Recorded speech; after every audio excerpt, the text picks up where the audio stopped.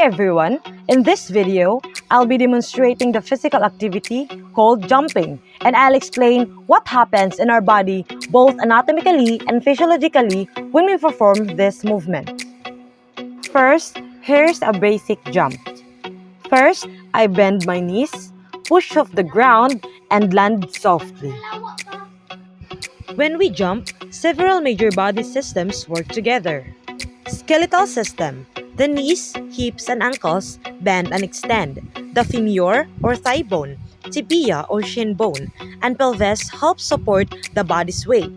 Joints act like levers to help us push upward. Muscular system. The main muscles involved are quadriceps, straighten the knees, gluteus maximus, power hip extension, calf muscles, or gastrocnemius and soleus, help push off the toes. Hamstrings assist with bending and stabilizing the legs. Core muscles keep the body balanced while in the air. Physiologically, jumping is a powerful explosive movement. Here's what happens. The brain sends signals through the nervous system, telling the muscles to contract quickly.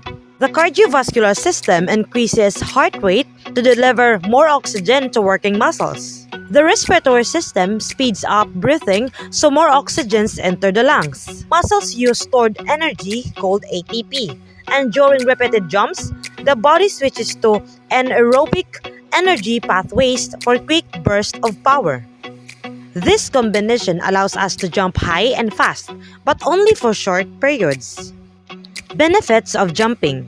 Jumping helps to improve leg strength and power, increase bone density, enhance coordination and balance, strengthen the heart and lungs. Safety tips.